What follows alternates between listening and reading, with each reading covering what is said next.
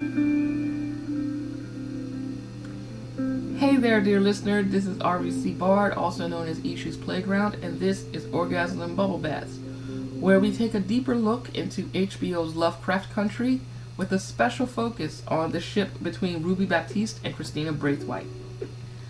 Before I get started, I want to give a shout out to Crow of Crow's Corner and the Lesbianis Discord server. Now, it's been a while since I've recorded one of these, so forgive me if I'm rough around the edges. But before we get started, I want to give a bit of a disclaimer. Because of the nature of this show, these recordings talk a lot about race, and I want to be very clear that nothing I say here is a get out of being called racist card. And they're not a gotcha for a debate you're having with a black person, somewhere on social media. This is just me sharing where I stand on things and the experiences and perspectives that lead to that. Now, this particular recording is a little special because it's in direct response to a video, or rather a recording that I listened to from Crow's Corner called, and she asks, is Christina Braithwhite racist? And it's an interesting recording. You should really give it a listen if you want a complete context for what I'm going to talk about here. But let's delve into what that question actually means and how I feel about it.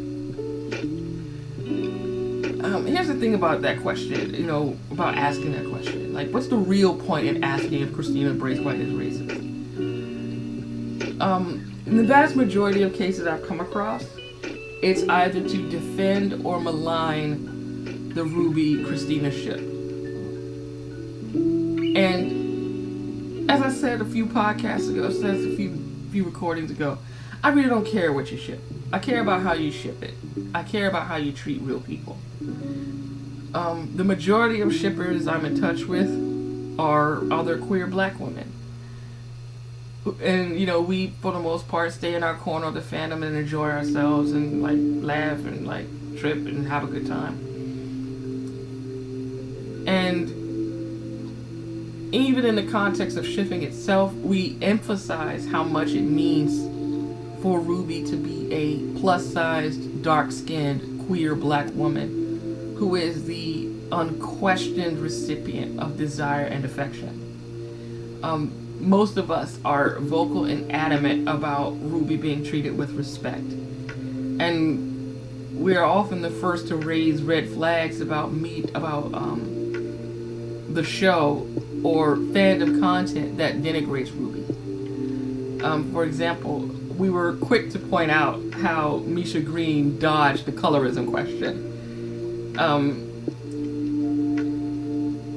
But in the meantime, the question has been bounced around: is Christina racist? All right, y'all. Here's the thing. It's a trap. It's a trap. That question is a trap. It's like asking, a young woman if she's a virgin. If she says yes, she's a prude. If she says no, she's a slut. Regardless of her actual experience, there's already this label or this narrative ready to apply to her no matter what she says. And it's the same thing with being a person of color and someone asks, is this or that thing racist? It's a trap. Okay? If you say yes, you're looking for racism in everything. If you say no, you're caping for white supremacy, you're self-hating, you're cooning, you're Uncle Tom, and so on and so forth. But your real thoughts and feelings, the real life experience that informs them, is shunted aside, which is a kind of a suppression of black people, if you think about it. So to ask, is Christina Braithwhite racist? It's a trap. If you say yes, again, how can you justify shipping her with Ruby? But if you say no, why are you defending this white bitch? And in the meantime, more complex and nuanced thoughts, feelings, and perspectives are silenced.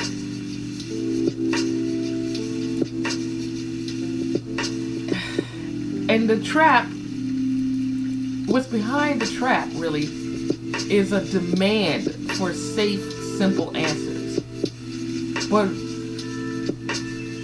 And that silences and suppresses the real person.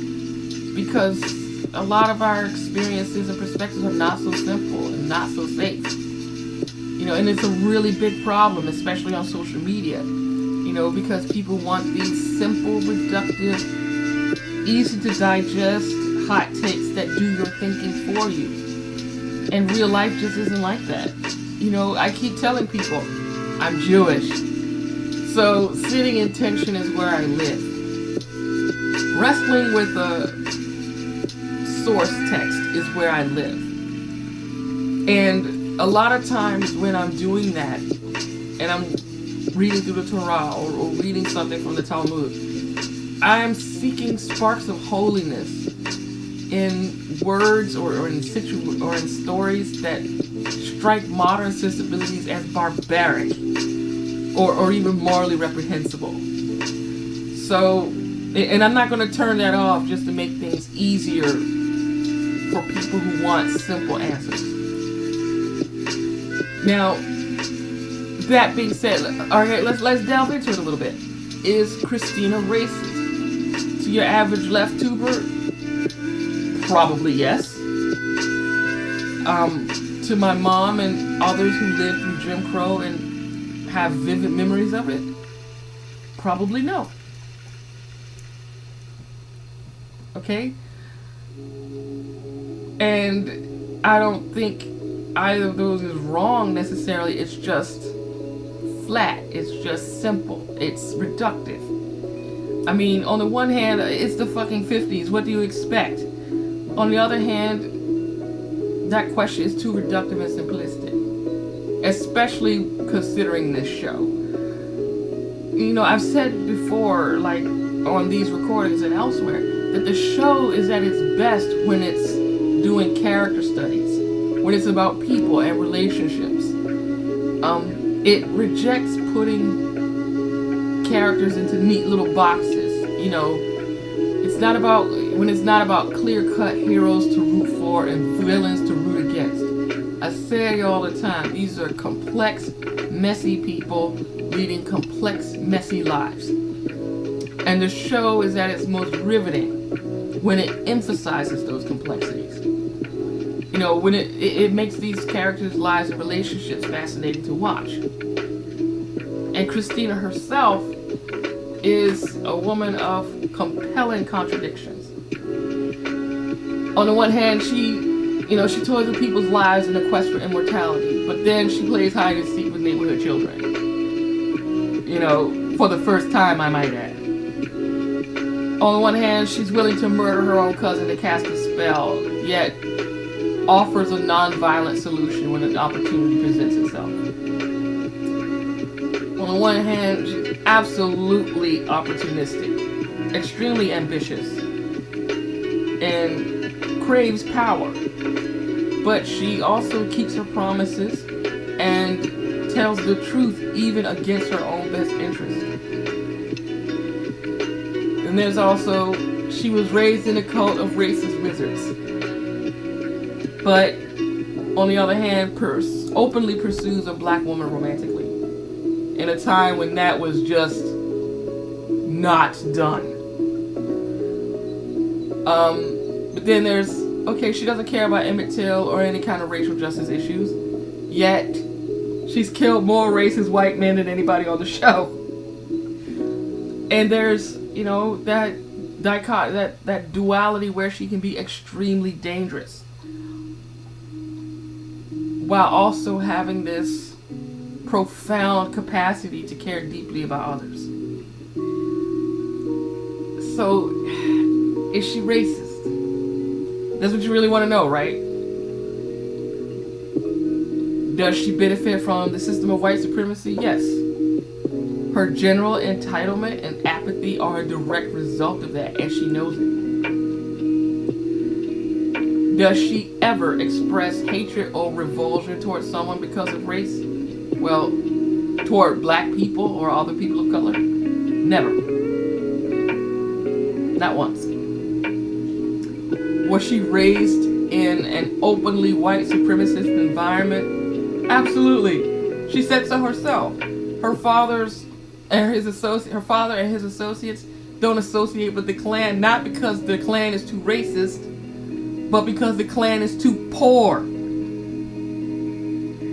So does she? But yet, despite that, does she express the belief that people are superior or inferior because of their race? Never.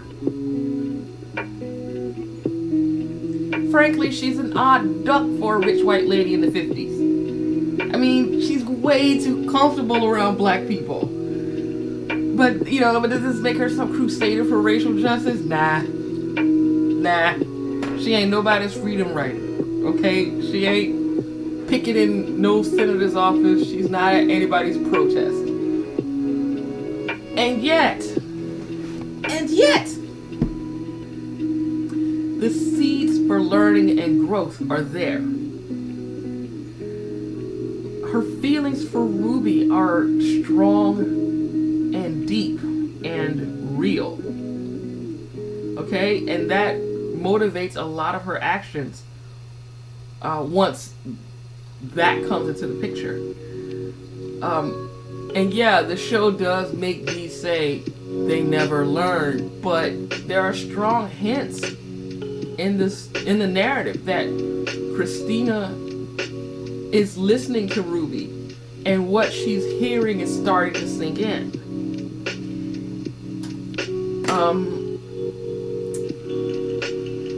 And yet, to flatten all that potential and complexity into a yes or no question is kind of missing the point of telling stories in the first place. You know what I mean?